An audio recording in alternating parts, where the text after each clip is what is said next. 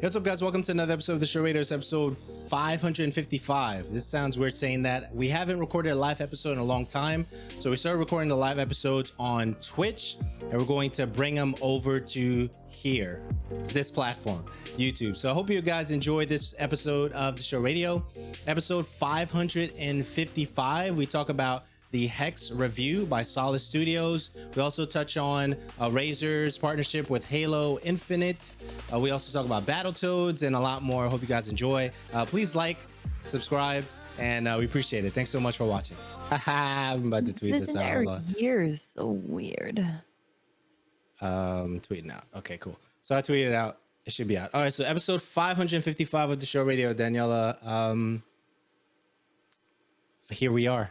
It's been a while, especially on video stuff. It's been a while. So catch me up as I learn this platform here. So what's been going on? I don't know. I got my quarantine hair bun going on. I see you. I see you. No, it's dope. It's dope. So last week, I know you had the hurricane situation that you were monitoring, right? Yeah. Okay. That was weird. That was like kind of like a last kind of moment kind of thing, because obviously now with technology we had about a week ahead notice, maybe a little bit more, because you knew that it was a tropical storm. Keep an eye on it as it got closer. You know, it strengthened. I think it got up to a category 4 for just a little while, but it sat at a decent time as a category 3.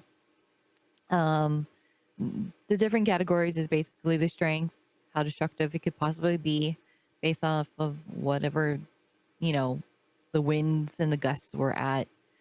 Don't ask me where those levels are at. I just know it is higher, worse. But yeah, I think it stayed as a category 3 until it got pretty close to the Big Island. And then it kind of drastically dropped down because it's heading towards, you know, different currents, different temperature changes in the water. And it stayed as a category 1, but the way that our trade winds go, it was actually pushing more to the north. So every day you saw that the projected track was going more north. It was originally, I think the first time we saw it, it was going to go under the islands, which is a terrible thing because we have trade winds that just shoot things straight up. And the last 2 hurricanes that we actually did have hit us, which was like a while ago, there was Hurricane Iniki, which was in 92. And I was actually living here for that. That actually missed all the islands because it just sailed underneath the north and then caught one of our updrafts and went straight up into Kauai, which is where I live. Wow. So we never really want them approaching from the south. It's terrible. I think the last hurricane they hit, I think it was Hurricane Dot. I don't remember. I wasn't even born then. Kind of did a very similar thing. So it was nice. I was going to the north. I think it missed literally by like maybe like 20 miles some of the islands. But the weird thing is, it's like, okay, cool. It's gonna barely miss us. So we were still expecting some really heavy winds. We were still expecting a lot of rain. And it's like we got almost none of that. So it was really weird because it was kind of calm, but it was like, okay, calm enough where we're like, all right, we can, you know, cool off, not worry about anything, but we still keep our guard up. Right. But to not have any of it, I was like, no wind, no rain. Right. Gotta be. This is just so weird and so bizarre, especially having it so close. Right. But funny enough, this entire week has been raining. Next week is supposed to be like pouring rain. So we're gonna be getting more rain now with no tropical storm, no hurricane than we did before, during, and after of this. It's weird, but we're pretty good. We're pretty stocked up. A lot of people we're very chill about it. I think I always worry what the mainland thinks about Hawaii, because there was one viral video. There's probably always at least one on-site newscaster always finds that one special person. I don't know how newscasters have that ability of finding that one special person. Right. They found ours for the hurricane. It was the day of the hurricane. I think it was on Oahu. And this guy and his buddy is fishing. Straight up fishing. Why? Most of the times we'll have like a video clip or a still image of that some newscaster or somebody just like surfing. Yeah. Which I'm sure there were a lot of surfers, because the waves were really nice. The beach was nice and perfect for that. But no, this guy was a little bit cocky on the news, and he was fishing, and we have this, I guess it's a Hawaii Creole, if I'm saying that word correctly. I'm not sure. Creole. OLE. Okay. Creole, Yeah. whatever it is. It's pretty much Hawaiian slang, or pidgin, which is now a recognized language. And this guy is like, "Oh, I'm gonna go fishing and I'm gonna bring my fish home and go flex on them." I was like, "Oh my god," which that's a terrible rendition of my pidgin. But there were so many memes locally, and then people online like, "Is that due to the public education system?" Like, no, that's just our language. Wow. One of our many languages of our broken English. But yeah. So now for the weather, are you guys done with a lot of the rain stuff, or No, what? no. It's gonna rain. It's August. It's gonna Okay. rain. It always rains, especially on this island. Okay. So, I mean, it was raining last night. It's sunny now. It's gonna rain tonight. It's, but that weather isn't really due to any storm or the aftermath of said storm passing. That's just our weather. Mm. So we have, I mean, like right now it's sunny right now, but it's supposed to pick up a little bit of rain later this week. But yeah, I think everybody's trying to stay safe. Everybody's trying to, wear their masks, hopefully. All right. I know it's not everybody, but I think for the most part, we're trying to do that. But I guess for the business of things, guys, this is episode 555 of the show radio. I'm your host, Andrew. Hey, I'm Danny. And this is your source for tech, gaming, and entertainment news. Head over to theshowradio.info. Once again, that's theshowradio.info. And check out our past shows while you're there. Subscribe and tell a friend about the show. The show is on Apple Podcasts, Google Podcasts, Spotify, all the places that you find podcasts. You can definitely find us there. The show is released now on Patreon first. So Patreon gets it first.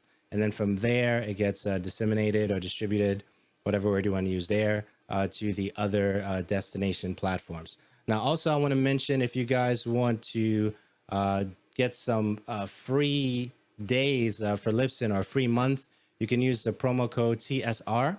That's promo code TSR. You get a free month of Libsyn hosting. Also, I think right now Trump is trying to shut down TikTok. That's a conversation surrounding that. I don't know.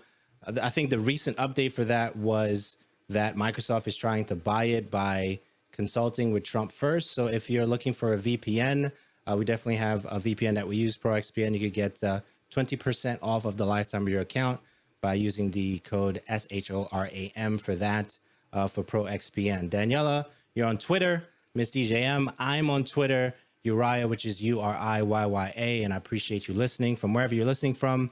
I definitely want to say welcome to the individuals listening from the Ghana app, which is India's largest streaming platform. We're on there now for the show radio. So thank you so much for listening. Thank you for tuning in. We welcome you to this family, and we appreciate you taking the time to listen to the show as well. So what do you want to hit first? I know you have a review, so we can do a review first, and then the PS4, PS5 controller stuff. I know I don't have that, but I definitely want to hit that at the top. Okay, so yeah, we can do my game review. So I recently, like last couple weeks, I've got to actually play a game that released on July 31st called Hex from Solus Studios. So thank you to them for giving me the opportunity to play and review their game. I was actually really kind of requesting this one for them because it looked really cool and it was actually something really up my alley.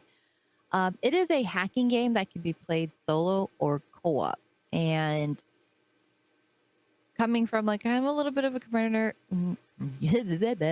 can't talk computer nerd, and the fact that I really loved Hackneck and those similar types of games, but the fact that this was co-op, it really got me thinking that it could possibly be something like Keep Talking and Nobody Explodes, which is a really fun game if you haven't played it yet. But with this one, you are hacking different banks, and there's different types of modules that you go through to help you complete this task.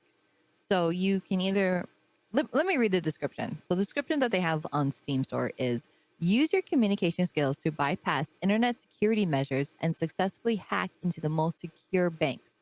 Choose to Hmm. take on the role as a hacker or take directions to disarm each protocol or control, and you relay instructions to your partner. So that's where the co-op side of this is. So it's not as many um I guess when you're thinking of the co-op perspective of comparing it to Keep Talking Nobody Explodes, it's not really as many people as that game. So it's just two people co-oping together. You can also play it solo, so you're playing both sides, and that is the experience that I'm going to be talking on because during obviously the review before it released, there's a lobby system. There wasn't anybody that was on, and I think that maybe that's I don't know how many people were viewing the game. I don't know exactly if that feature was open during that time, so that's something that I'll probably revisit later, and we can talk about that then when I do get to give that a try. Um, so I was playing both the hacker and control, which can be accomplished, but it's incredibly difficult.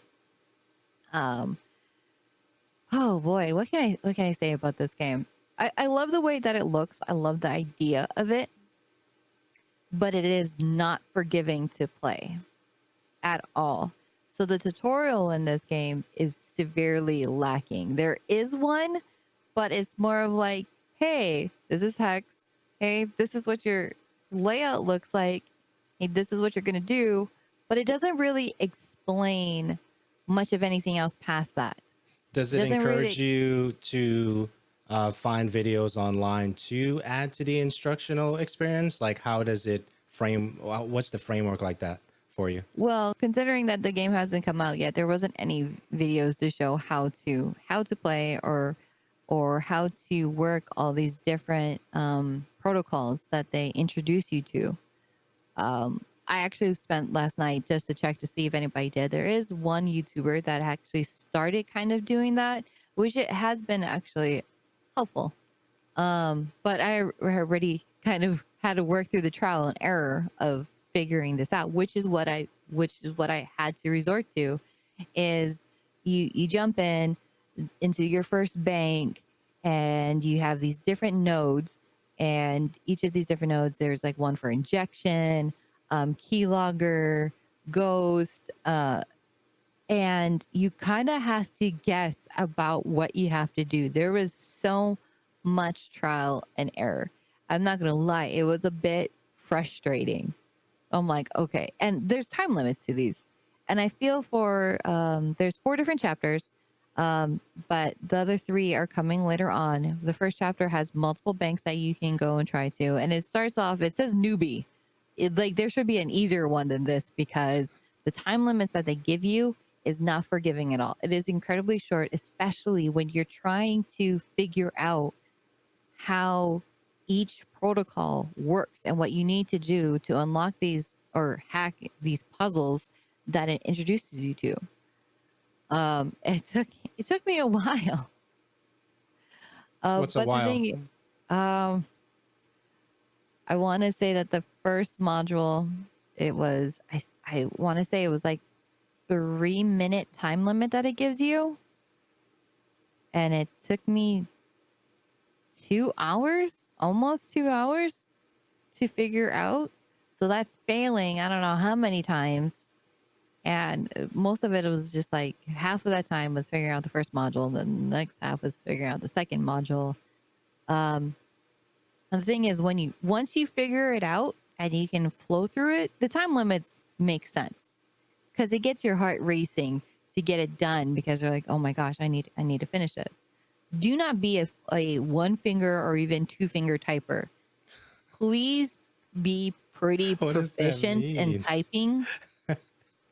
And then the console that it gives you, it doesn't. I'm used to like, Linux or Unix, where you can just type out something. Oh, okay, or if you have to re-enter it, you can just kind of like hit the up key and it kind of repopulates the last things that you typed, and starting with the most recent. Can't do that.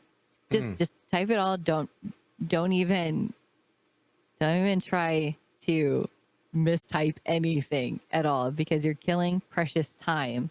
Wow. I can assume that in the co-op thing, if you have somebody over there, you kind of want them to be also proficient in this.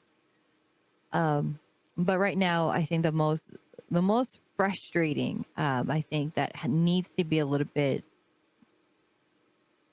more forgiving on the time, was there's a protocol called Ghost, and where you have a radio and you have these five LEDs that pop up, and it took me forever to understand what these LEDs are supposed to be doing. Are you decoding something? To look. Are you decoding something? Well, you're basically trying to find a frequency to transmit a message, but you have a certain band that you are trying to search for a message within it.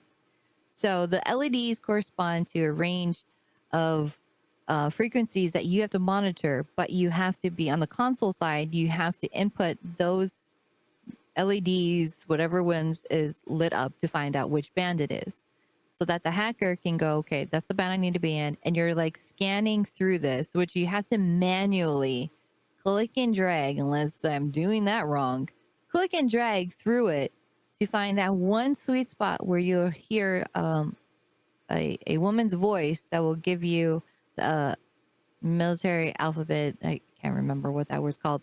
Like Alpha, Bravo, Lima.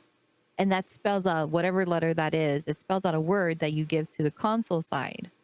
And you have to unlock that, and you have to do it multiple times. And it's very time consuming because it's a 5-letter word that I think you had to do like 2 or 3 times. And the first module that you come across that in, I believe that's the third bank that you're going to.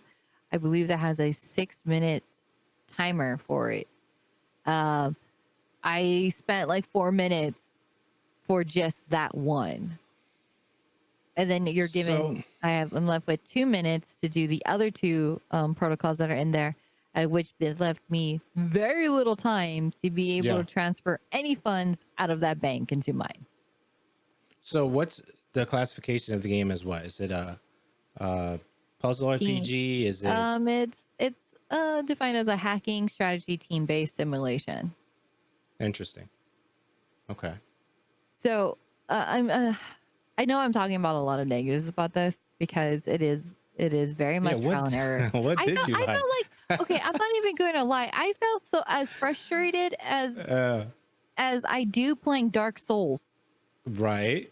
Which in Dark Souls, you basically, if you've never ever played that game, never watched any tutorials or anything in it, you're basically getting to this boss and you're repeatedly dying because you're trying to figure out the patterns of this boss.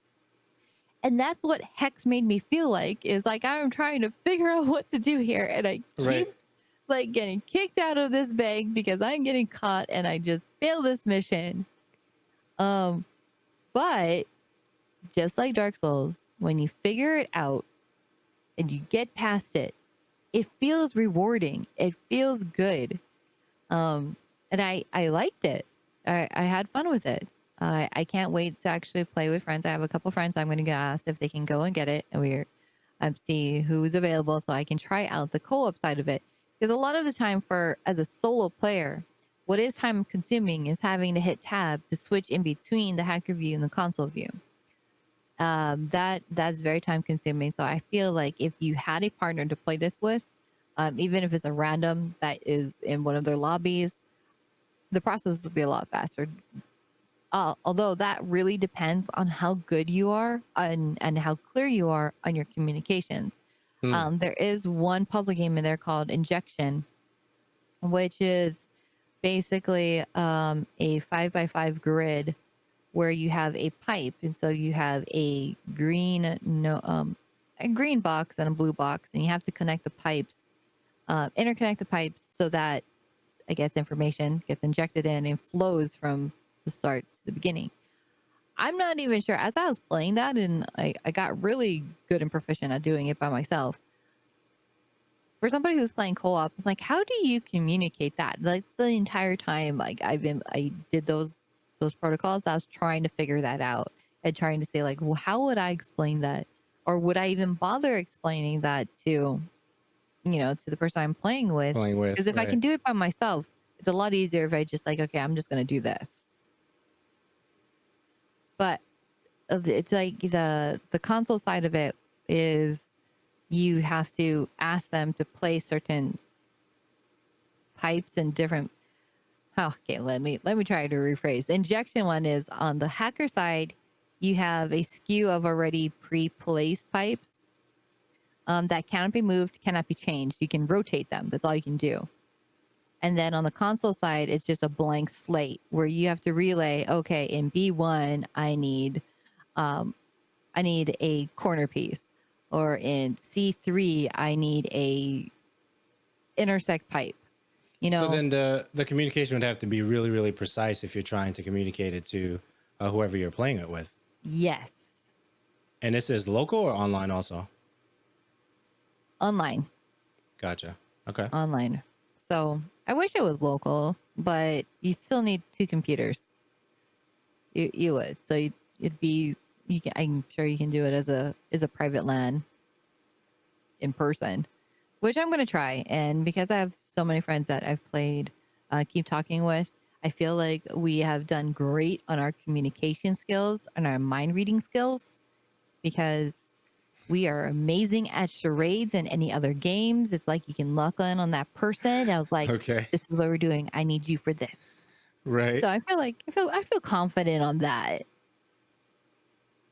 But I really want to, and they're as much of a computer geeks as I am, and they like the similar game. So I just got to go hunt them down and be like, get this game. We're gonna play this. I want to get through all of these. So not by myself. The replay value of the game, what would you say? Replay value is pretty high because the puzzles do change. Obviously, I failed a lot in trial and error, and the puzzles did. Okay. The protocol stayed the same, but the puzzles within them changed each time. So it wasn't like, oh, I know the answer to this because I did this already. No, it does change. So that's always nice. Even though I did have some complaints about it, I still had fun. It was still rewarding to me. It's just that I feel like they could have a better tutorial system.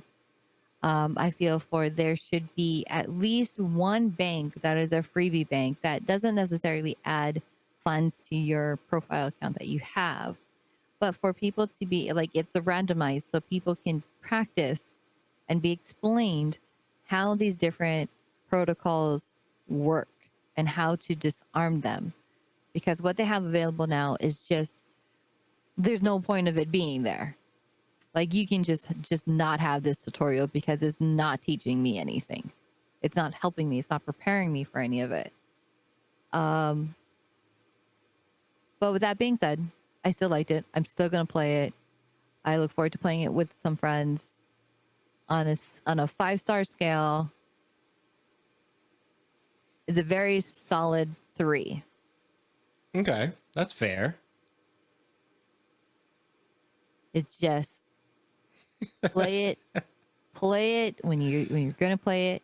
No, it's not gonna be forgiving. I'm glad that there's only one YouTuber that I saw that is kind of creating these videos to explain how to work these, how to get through that. Just super helpful. Um, and yeah, and that's what I think about Hex. Okay, It's cool. available on Steam. Came out on July 31st, 2020 from Solo Studios, and is available for $9.99. Okay. All right. Daniela, thanks so much for that review. So there's a couple of things that we can insert into this conversation because we're looking at 2 weeks of different information that's come out since we've chatted and many months since we've actually been on video, right? So Yeah, many months. many, many months. So I definitely want to catch up on this past Saturday. This past Saturday, we had Tennocon, which is the Warframe World Convention, if you want to call it that, you know, that for that particular community. So I definitely want to touch on that. Of course, the Halo stuff and the Xbox Game Pass conversation, which we could touch on. And I haven't had the opportunity to hear your thoughts on how you're thinking about these things heading into the next generation. So we can talk about those things.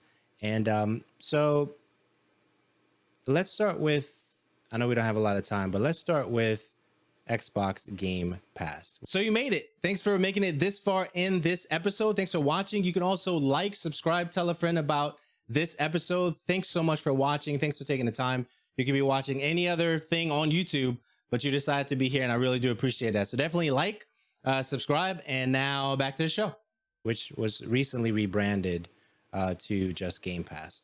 Your thoughts on that, Daniela? I think I don't remember what episode it was, but I remember saying that I know that I hate on Xbox a lot, or it sounds like I do, but the one thing that they do amazing is their Xbox Game Pass, that it's totally worth its value, and what they've done is smart because it even has somebody like me who plays, if I had to choose a console, mostly on PlayStation, it gave me a reason because it didn't just cover their console, also covered for PC. So now this whole rebranding and what they're doing,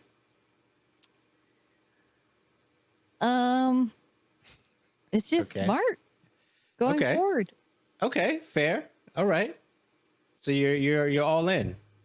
I am, because Okay. that's the thing is what Xbox is doing is obviously they want you to use their ecosystem, their products, their services, but they're not locking you down into like, oh, it's just going to be the Xbox One. Oh, it's just going to be the Xbox Series X. No, it's going to be all of these things, however way you want to enjoy it. If you want to upgrade now or you want to wait till later, it's okay. You still have the one. Oh, you're not on our console. Here's for our PC. And that's the great thing about their Game Pass, and what I've been using it is that there's so many of their games are available on PC. And I love that part. So yeah, I guess you can say I'm all in. Okay. So for me, I don't have an issue against the pass. My thing is, it doesn't. We're getting a lot of subscription models that is conditioning us not to own anything, and I know that some individuals are like, yeah, Xbox Game Pass, this is it. This is the best thing, and I'm fine with that if that's what you would like to go with. But just know that the content that you're playing, you don't own at all, right? So once the subscription model is tapped out, or you decide to leave, it is what it is. And I think that that's pretty much true for any subscription model stuff.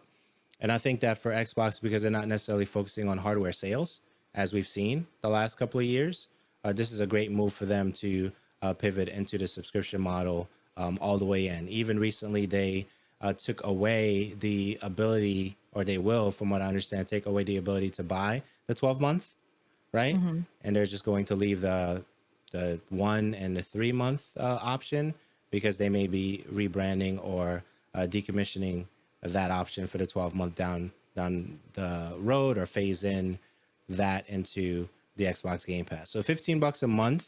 I know it's $1 for a trial or something like that, but you're looking at $15 a month and you times that by 12, whatever that is for the year. If that's what you want to do, great, right? And I think that there is a percentage of individuals who are not necessarily all in when it comes to that, because we like owning. And I think there's a hybrid set of individuals who will use the Xbox Game Pass, but still buy titles when they need to buy titles, whether that's limited run games and stuff like that, right? So I think it's good. There's nothing bad about it. I think you just have to really be mindful of what you're investing into. If you're investing into the renting option of things, that's great. Whether that's your GameFly stuff, which used to be a thing, or now we have the Xbox Game Pass, we have the Hulu, we have the Netflix, right? And I think even Plex has a monthly thing that you can pay for. So these things are out there. It's just, what you're investing in. And before I continue, how much time we have? About 40 minutes. 40 minutes. All right, cool. So any additional thoughts on that? No, I know that some people always say like you're to revisit you don't own the games for as long as you only can play them and have access to them for as long as you are paying for the subscription for services. But they do retire. They do retire some games. I noticed that. I didn't know they did that. But they do like, oh, we're going to pull this, which is kind of similar to what Netflix does. It's like, hey, we're going to have this TV series on here for X amount of time. And then eventually, it's actually a pretty long time that they have it on there. Same thing with the Game Pass. Right. They have a game available to play. Yours to play. Do as you will, and sometimes they're going to remove it. But when people bring up the whole thing, it's like, yeah, but you don't own the game. If I don't have this service, then I'm not going to have access to it. Well, then finish the game and then cancel your service.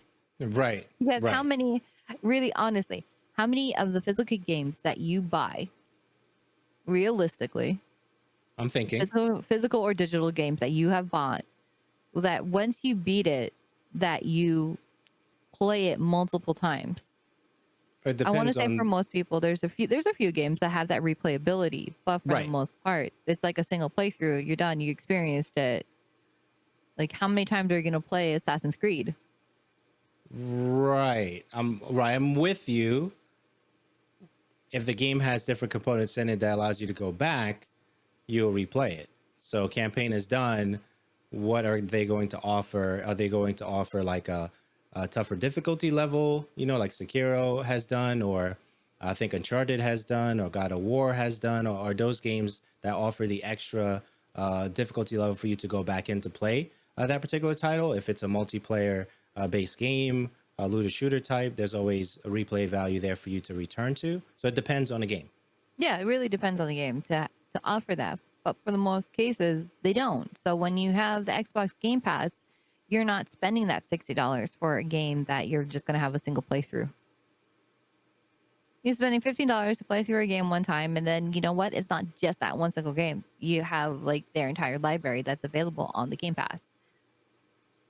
And it also saves you money too, because there's some games that get hyped up really, really, really well. You buy it and you're like, what is this? Fair. Right, at least now, $15. You can go download it, play it. It's not my jam.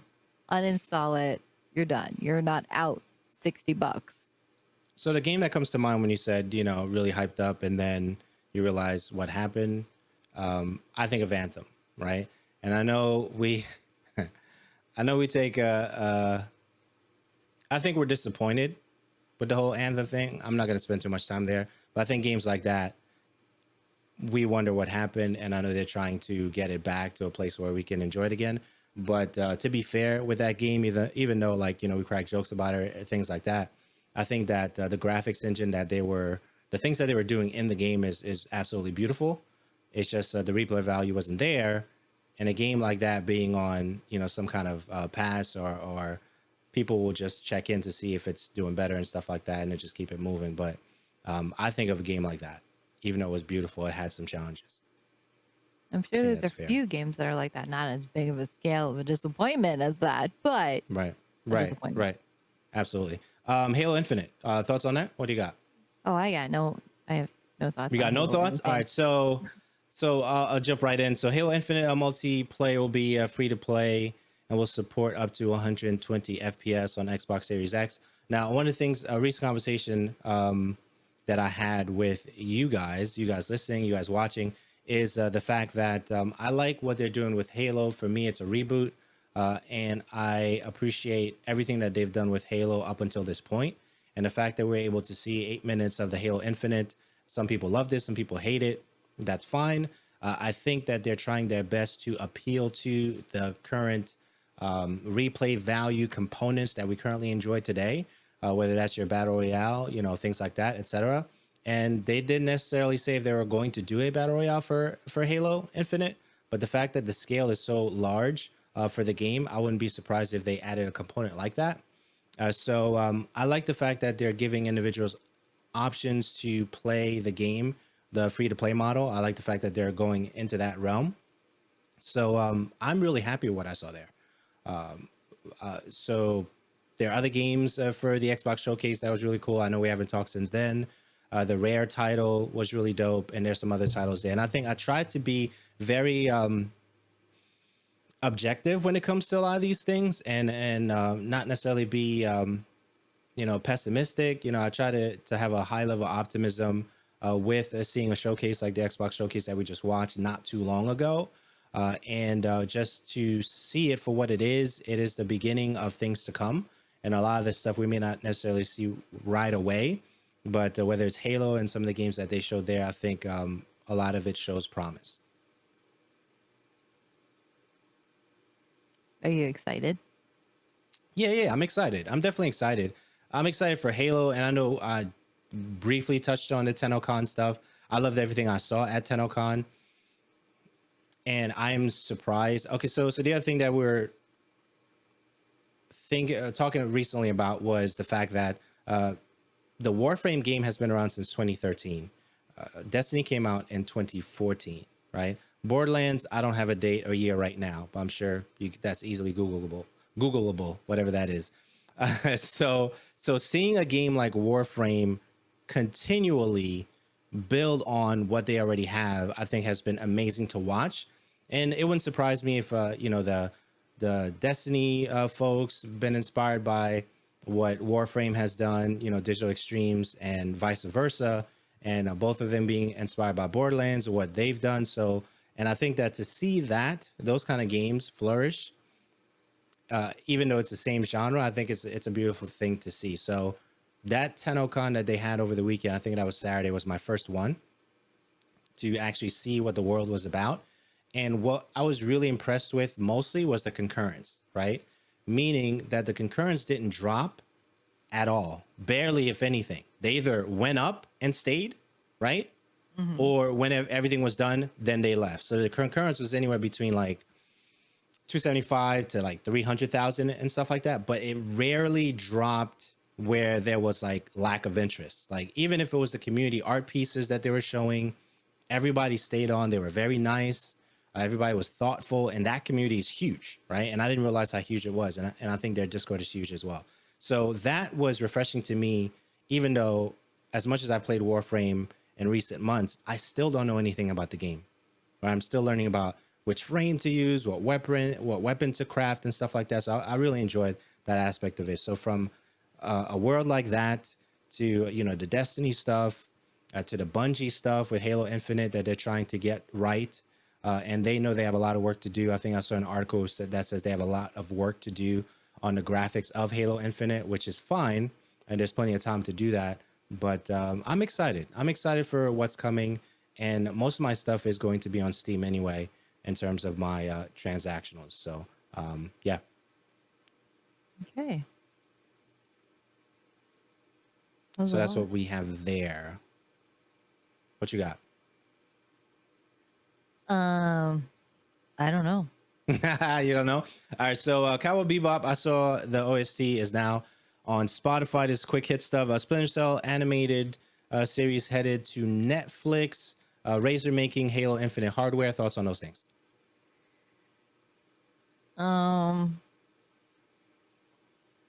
You say Konami? Konami? Is that what you said? No, what did I say? I don't know I don't even know what happened. I just drew a complete blank. So I'm just like, what? No, Splinter Cell anime series heading to Netflix. Razer making Halo Infinite hardware. I think that's where we stopped. Yeah, what do you think about those things? All right. I heard hardware, and I thought of the Konami thing that you have here on the list. No, I don't know. Just speaking about Razer, there is a game that I am trying to review right now that's on mobile. I'm not gonna have that ready yet, but my hand is starting to cramp trying to play it. And Razer has this little adapter that you can put your phone in, use this controller. I kind of want it. Right.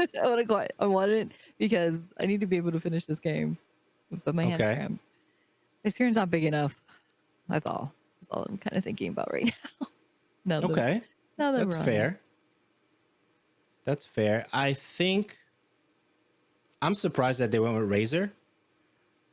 Why is that? Well, I have to be careful here. Okay.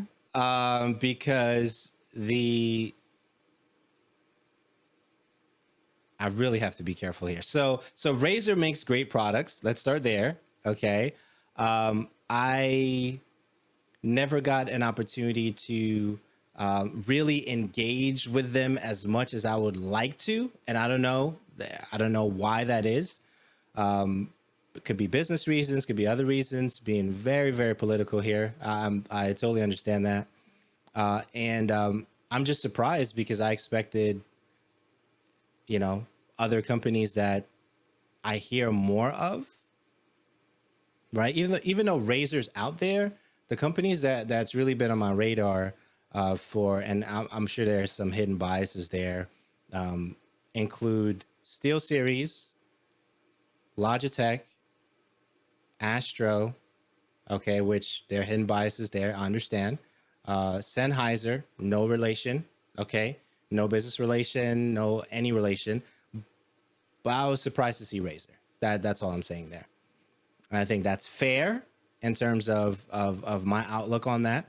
So I don't know how much I'm going to be engaging with that in terms of that particular product line, the branded stuff, which I don't really think I've done a lot of the branded stuff over the years. It's really been this. Okay, so even if we go down the Astro line, right, which we're familiar with, you have A10, A20, A30, A38, A40, A50, right? C40, right? So 20 was wireless, 10 was wired, 30 was wired, 38 was wireless, 40 was wired, 50 was wireless. So we kind of get that groove, right? And they change it up a little bit, second generation, third generation, stuff like that. So having done that, I've seen Pro X, we have Pro X wireless and stuff like that. So that product line, maybe the way they market it seems to me I engage more with those things because they're so readily available for that particular engagement. SteelSeries, not as much for in my personal opinion, as far as Logitech and Astro compared to SteelSeries in terms of marketing in your face kind of thing. Razer, not so much, right? I don't. That's just my opinion. I don't see hey, we got another product to announce. Hey, we got and people are like highly promoting them like that. That's what I mean, right? It's never a headline thing. It's never even with the chair for the Herman Miller for Logitech, right? We saw the marketing for that over and over again. They did streams and stuff like that. I don't see a lot of that engagement. Would that be engagement impressions? Well, I don't see the stuff from them to have the impressions, to have the engagement from Razer as much as I see it from Logitech, SteelSeries, Herman Miller right now, Astro right now, Sennheiser right now. That's what I mean. It's not taking a dump on the company. That's just what I see. So, which is why I was surprised to see they collaborated with them. Even Turtle Beach, a lot of impressions on Turtle Beach. Every time they're coming out with a product, you see it or you hear about it. There's a lot of impressions for their stuff. And of course, there's a lot of engagement for their stuff. So that's what I mean. Surprise. No, I get what you mean. They just haven't done anything that's really made them stick out lately. And I think right. And maybe this is the first step. Well, it's the first step possibly in making that change, because for a long time, before any of those companies were really out there like that, it's not like they didn't exist, but Um, I want to say that Razer was the go-to product for a long time. It really, Agreed. really was. Agreed. And I think maybe it's because they didn't really have nearly as much competition as it did then. Because Right. everybody that I knew that was building their PCs, it was Razer products, Razer keyboard, Razer mouse. They still make really good products, but I think they just, for me as a consumer, looking at that they got a little bit too comfortable sitting at the top Okay. and complacent. But they did come out with some products, like they had their mic, I believe it was a Siren. They had their webcam with the light, which is the Right. Kyo, I believe, which are good products, which is something that not too many of the other ones did do, but they're branching out into that. And to make that noise, to make that ripple into into the industry, into people's product lines and what they're going to be using, I think companies like Logitech and Astros, they made a big thing about it. Like, you want to use our products. Steel Series Right. is the same thing. You want to use our products because, when you're coming in with somebody who always uses Razer products, you gotta be a little bit flashy. You gotta make some big moves to be noticed, to be a competitor, which is what they are now. Right. They are competitors, and I think Razer's like, okay, we gotta step our game up. We gotta still make sure that people want to use our products. They're still relevant. That we're still there. So, I don't think you're bashing about it, because I think all of these companies offer something within their flagship that is just amazing that the other ones can't compare to. Each one of Right. them has something different. I'm not going to go down the line of there because I don't want to Yeah. hurt Yeah. anybody's feelings, but Yeah. Absolutely. So each one even does. with, yeah, even with the Tennocon, they were promoting. They had advertisements for the Corsair line of headsets, and I was like, "Whoa, this is nice. Looks really dope, right?" And I think that, like you mentioned, every company has a thing, a selling point that is really dope for them, and I think we'll have to see. So that's what's going on with that. I think what else we got tomorrow? Iron Banner returns for Destiny 2, and there's something you said earlier that I wanted to.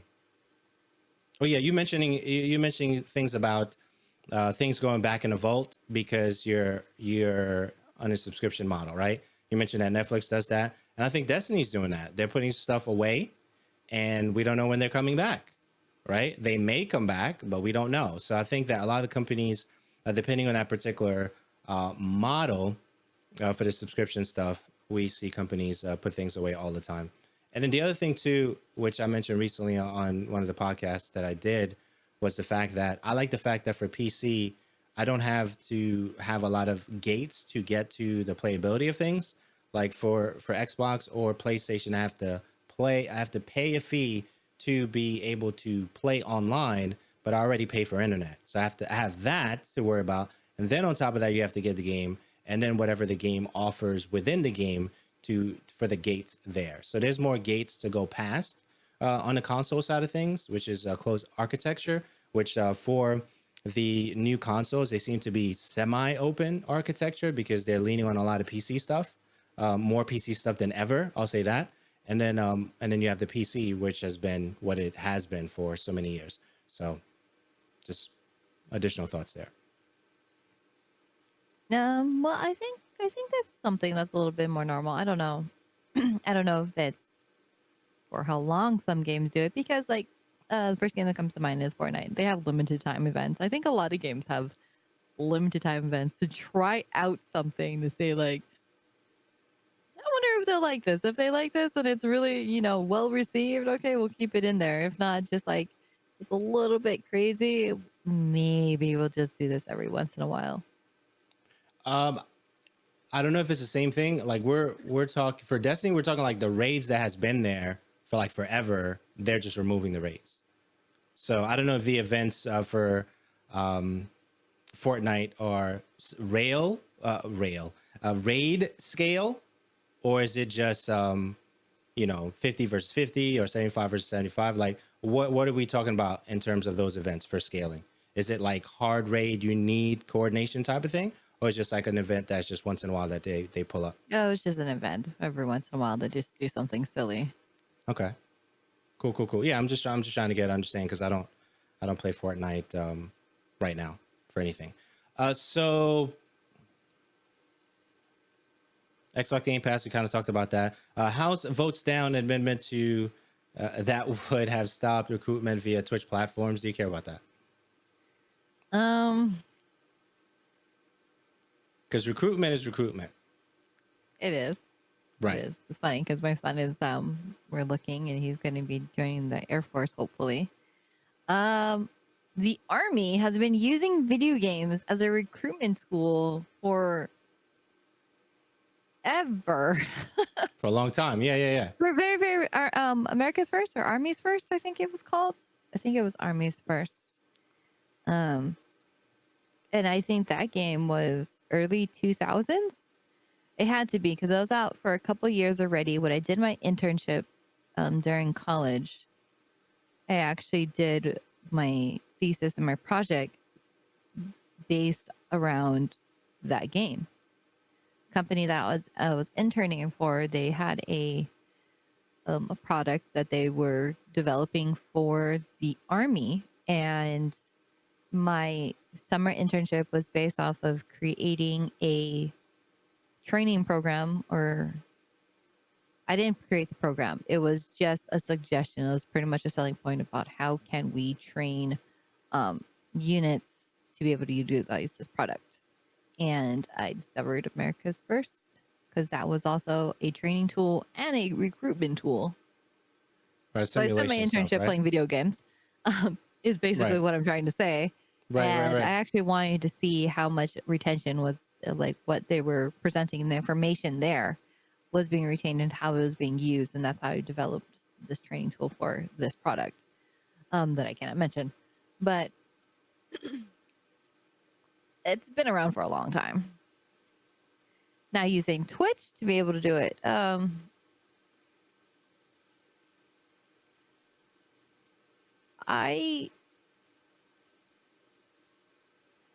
That's such a weird thing. I don't personally have a problem with it.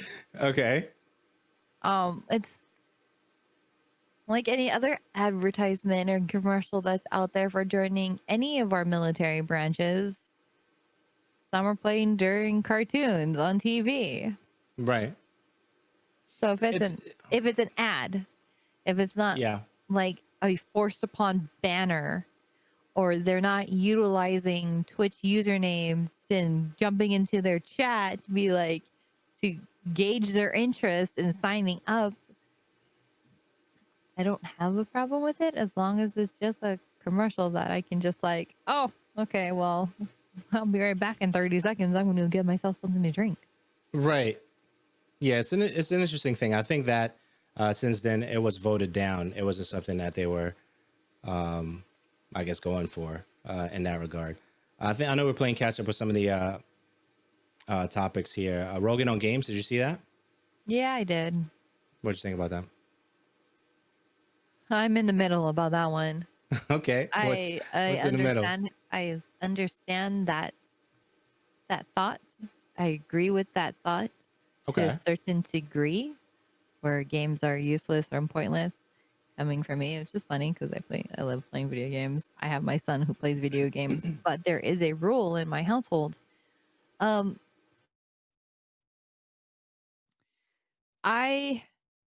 think a lot of people doesn't have to make a living just off of playing video games. A lot of people just play it for pure enjoyment. That's the purpose of games in general. When people start getting into it and they start playing, it's a form of entertainment.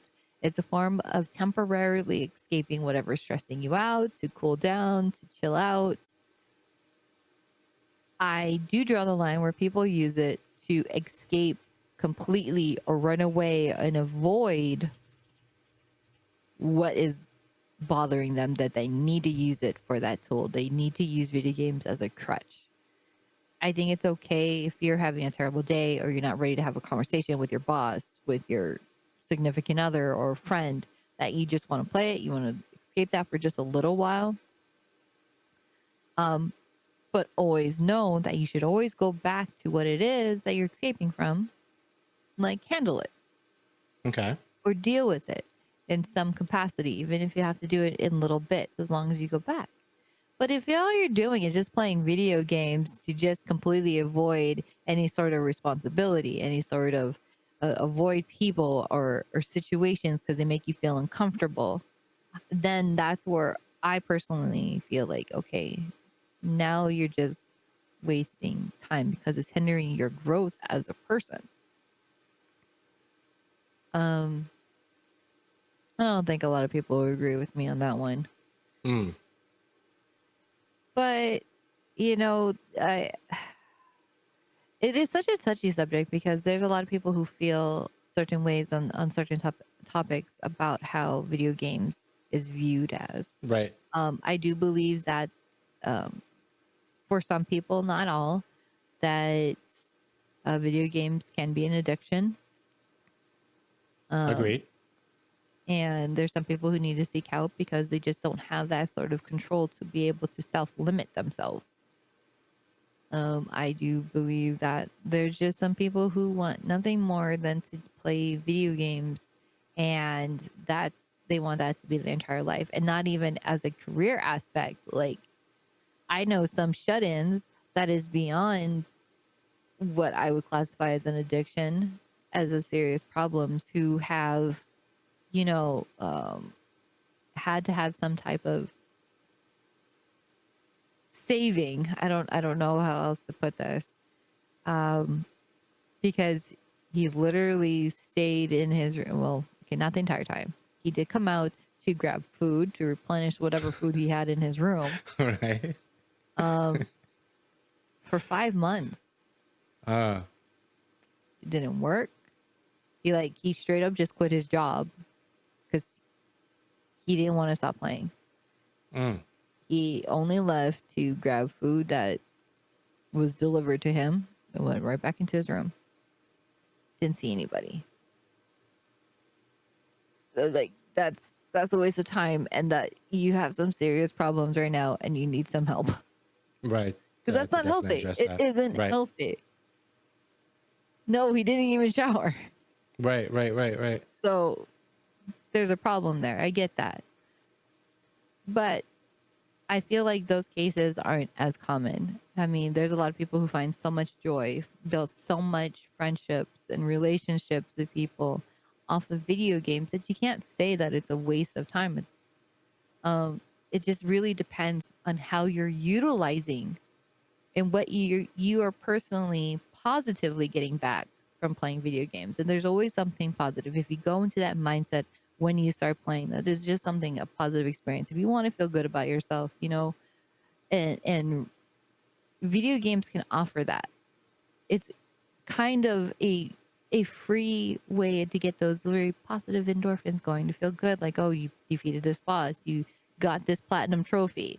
It feels good. You feel accomplished. That when you get off, you're like, you know what? I can go and do this. I feel great. I feel good. I'm positive, good in mindset. I can go and finish whatever it is that I don't want to do my chores, but now, I feel good. I can go and do this. I can get it done. It's really quick. So there's got to be a balance. There is. So I see it from both sides. Yeah, there definitely has to be a balance on there. I see both sides. When it comes to the Rogan stuff, I see both sides. I listen to a lot of Rogan too, and I think he does great content, especially the way he allows the conversations to flow with the individuals that he has on for his guests. I think it's a really dope platform. And I think there's definitely other individuals too, like Andrew Schultz and those guys at Flagrant 2, comedian stuff. I listen to a lot of comedy stuff. And they always provide some dope perspective on things. So, all right. So we got 17 minutes. So let's roll with, let me see. Konami launches line of PCs. Did you see those? Yes. What did you think? No. Okay. No? It looks cool, but yeah. No, just give me the Nah, case. I'll go and build my own PC. the Give me the case was option to buy dope. the case itself. The case is pretty dope. I don't picture myself buying them. I I feel like this is definitely advertised towards somebody who is Let me see. new jumping in to it and like, Yeah. oh, that's cool, or a diehard fan that just wants a collector's item. Oh shit. Oh, but I don't know. You're not a fan? Like, yeah, so I don't even know like how does this work? Okay, if I were to share, let me see. If I do share screen, which one does it pull? 'Cause I'm still learning how to do that. So let's share that. Oh, it pulls it like that. Okay. Oh, that's dope. I dig it. I dig it. Okay. So, okay. The case designs definitely love it or hate it, but I doubt anyone will enjoy. I think that's what it was supposed to say, that the pricing. 1750, 3200. Now, okay, so if you were to get, so let's ask this question. If you were to get a $3,000 budget to build a PC, what kind of PC would you build today, Daniela?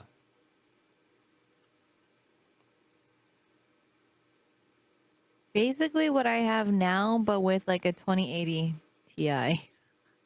Okay. Because I Okay. think that So, falls pretty close to how much I spent on everything right now. gotcha. Maybe you know what? Because I have a 9900K. I'm pretty sure there's a 10 out there for the i9s. Okay. Yeah, there's a 10,900, 10,900. I don't even know. Hmm. Maybe I might get that one, but well, looking at it, but I'm happy with my my 9900. And that already cost a pretty penny. I like my motherboard, so I'd probably rebuild my thing. The only thing that I would probably change and upgrade, because it's a $3,000 budget. Yeah, 3K. get that 2080. If it was to be now, because I might have waited for the 3000 series. But So, go ahead. No, and go ahead. probably another 64 gigs of RAM. Okay, so I'm looking at the time. So yeah, I definitely want to do a hard stop because I know there's other things that needs to be done throughout the day. Did you see the comment with Gabe Newell saying that he prefers Xbox? Did you see that? No, I didn't. Okay, so there was this I guess interview. I don't remember where it was exactly, but Gabe Newell, they asked him a question. You know, what do you prefer, the Xbox Series? You know, what the next generation? What do you prefer? Then he says something to the effect, paraphrasing here. He definitely said Xbox was his choice, right? Yeah. And then he says something to the effect of, I don't have any stake in the game, right? But, Xbox is the platform that he would choose or whatever, right?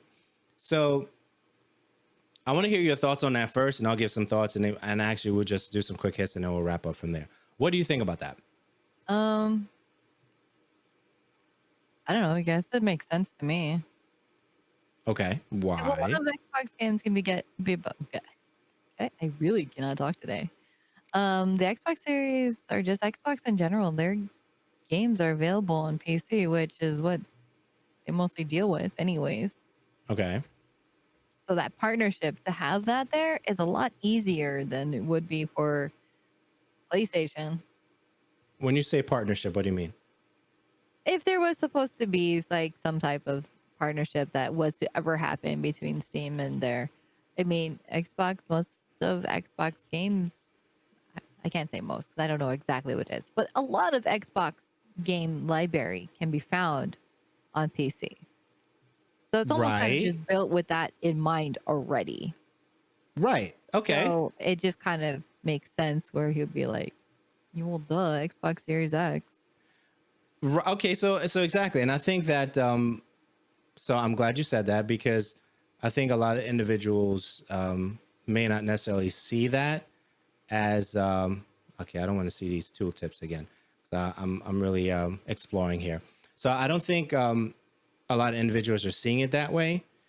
And I think that if you are paying attention to the things that happen in the world of gaming, then you immediately see that even though Gabe says he doesn't have a stake in the game, if most of the games that are coming from, like you said, the Xbox side of things hitting Steam, Steam gets a cut for any of those games that hit the platform. And right now, Grounded is doing really well on Steam, right? Yeah. So you haven't really seen any major PlayStation titles go to Steam. We've seen third party, right? But you haven't seen the Uncharted's, the 1, 2, 3 Uncharted. You haven't seen Uncharted 4. You haven't seen Lost Legacy. You haven't seen Spider-Man. You may never see, right? You haven't seen, did we see, what's the Sons of something? What was that? Sucker Punch. What was that game that they did? Infamous Son, right? Infamous Son, Infamous Second Son, those Infamous games, right? That was PlayStation exclusive. I don't think you've ever seen those games on Steam, right? So it'd be easy for me to say whether it's an emotional stake or a business stake that Xbox is my choice, because most of the games are gonna be ported over, or they're gonna be available on the Steam platform as well. So for me, that was just like, that's business, that's relationship, that's an easy tie, right? For those things. You got more on that? No, that's pretty much it. I mean, people are going to dive into it and look a whole lot deeper than it needs to be. Right. Plus, console people like to really argue about which one is better. So we got streamers misusing Twitch is just chatting, which was interesting to me. I want to hear your thoughts on that real quick. We talked about Konami launching PCs. Angels Kimmy donating 100% of donations of Extra Life. I like her content, which is why that's here. I think she's pretty dope. A Valve Steam store policy to reduce VPN usage. That blocks those things. And whichever one you want to hit on. And then Shing beat 'em up August 28th. And also Battletoads. Let me throw that in there. Battletoads, which a lot of people have been quiet on, August 20th. They've actually been really quiet on it, which is amazing. Yeah. They actually posted a couple things. Right. That's like blow up. That's coming through. So any thoughts? Pick anything that you want to hit on those things, and then we'll start wrapping up a little bit. No, I got nothing. We got nothing? All right, so we got just chatting. Do you think it's misused? Oh, yeah. Okay. In what regard? I don't know. I feel like people just abuse it in so many different ways. I know that in the past, people have used it to, I think, what was it? Trying to go for records for how long they can have porn playing on the just chatting before Twitch shuts them down. Oh, okay. So yeah, that was a thing in the past. Okay. But I don't think majority misuses it, but there is a misuse of it at times. Yeah. There's a record of that. Yeah, and then even like the Battletoads looks really good. I mean, it looks pretty amazing. I love what they're doing there. I love the animation. I think it's really dope. And I haven't heard anybody talk about Battletoads at all. And I'm actually surprised by that. So what did we miss? Anything that you saw this week? I know you're in Hawaii doing your thing. Did you see anything that we want to touch on before we wrap? I know the PlayStation. Did we touch on the PlayStation controller thing? That happened today, this morning. No, they posted. You say this morning. My morning started like 2 hours ago. Right, exactly. So hard for me to keep up. Like this morning, I'm like, dude, I was sleeping. Yeah, so PlayStation mentioned, let me see if I can find it, that the controller, PlayStation 5 controller, the PlayStation 4 controller is not going to be able to be used with a PlayStation 5 games. But only for PS4 games. Yeah, so it's like, okay, people are really upset about that. And I'm like, why are you upset about that? It's a business. At some point, right? I know we love to see, backwards compatibility and all the generations and stuff like that to head into the new stuff. But at some point, the company is going to decide, hey, with R&D and all the stuff that plays into what we have to do to make these things compatible, we may not want to do that. And it is in our best interest, as much as we're providing a lot of value for you and you're going to buy it, right? We may not necessarily want to do that. And people are upset about that. It was pretty wild. So the answer is flat out, no, go ahead. People are upset about anything. Like, at least they are trying, unlike the previous iterations for both consoles, really. Right. Like, you couldn't use your Duke controller, your original Xbox controller on the 360. You can't use the 360 controller on the Xbox One. Same thing with all the PlayStation controllers. Like, there's nothing. At least right here, sure, it's limited, but at least you can use your PS4 controller on your PS5. But no, that's not enough. We're gonna complain. Yeah, there's definitely a lot of complaints. But yeah, so I think it is what it is. I'm looking forward to seeing the updates and the things that they're going to introduce on the PlayStation platform. Another thing I mentioned recently on a podcast, and I think we'll definitely want to hear your thoughts on that, is the fact that if you were to ask me what Xbox console to buy in the next generation, I have no idea. But for PlayStation has made it a lot easier because it's just one number and we have two SKUs, right? We know PS5 is coming and we don't have to guess really hard what the next one would be. It might be PS6, right? Those numbers have been really very, very straightforward when it comes to marketing their particular consoles. But when it comes to Xbox, I always felt like there was some kind of confusion to some degree, and you have to do a lot of digging to understand it, whether that's the Xbox One, how that was named, and the Xbox 360, how that was named, and the Series X, how that's named, and et cetera, et cetera. Your thoughts on that, and we can begin wrapping up. I don't. Daniella, what's up? What's going on? What's going on with you? Why everybody gotta be such angry gamers for? Why can't they just be happy? I don't know. I'm just Idle. I don't know. Before I used to I just didn't care. Like, if they told me this is what's gonna happen, this is what's gonna happen, and suddenly I can be mad about it. I'm either gonna buy it or I'm not gonna buy it. I'm gonna have it or not have it. I mean, speak with your money. That's kind of it. Right. All you can do. But you know what? I was like, I wanted to bring up the Summer Game Fest events too. There's not a whole lot coming on though this month. I think in 3 days, August 6th. Today is Monday, August 3rd. August. Right. The entire year. Your birthday's coming up. Yeah, it is. And that's what year. But yeah, August 6th, I got the PlayStation State of the Play. Right. And then everything else is to be announced. They like the 27th, 28th, 29th, and 30th. You have Gamescom. I'm looking forward to that. But there's no times. There's nothing. It's just to be announced. So the only real set, solid in place thing for this month for Summer Game Fest is the State of Play for PlayStation, which I'm looking forward to. I'm really hoping that. Actually, you know what? I don't think there is anything that I'm hoping to see. Like, I'm just excited for whatever is going to be coming out.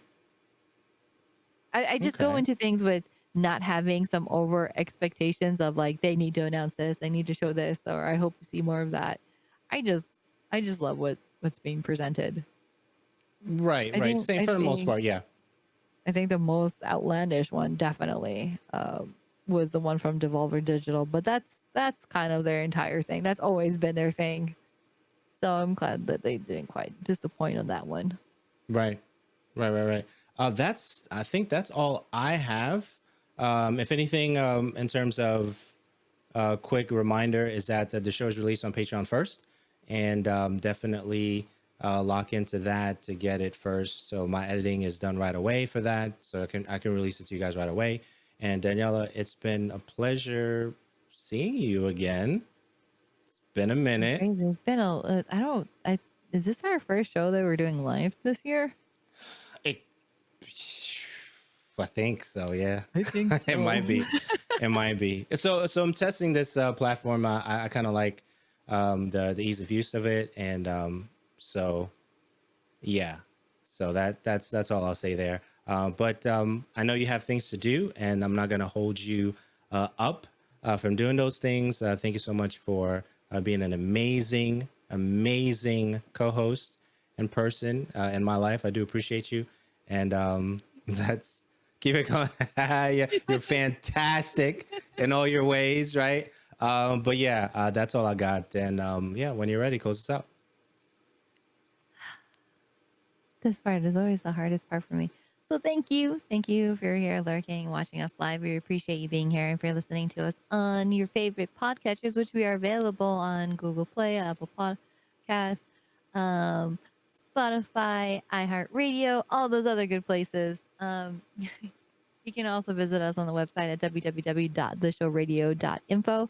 You can also catch Uriah, Andrew over here, on all his personal social medias and watch him streaming live on twitch.tv/URIYYA, on YouTube at youtube.com/Andrew Alliance. You can also find me on all my socials on Twitter, Twitch, and all those fancy places at /Miss DJM. And if you fancy yourself and you love us, support me and Andrew on coffee at ko.fi.com/Uriah, URIYYA, and myself at Miss DJM. You also want to follow us and chat with us offline, see what we're up to. You can join the community at skip.gg/14180. And until next time, take care of yourself, wear a mask, and be excellent to each other. Thanks for watching this episode. I really do appreciate it. You can support by liking, subscribing, and also we have a Patreon, patreon.com/Andrew Alliance.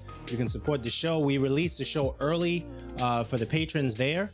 So you get the podcast early on Patreon. It's patreon.com/Andrew Alliance. Thanks for listening. Thanks for watching, and see you next time.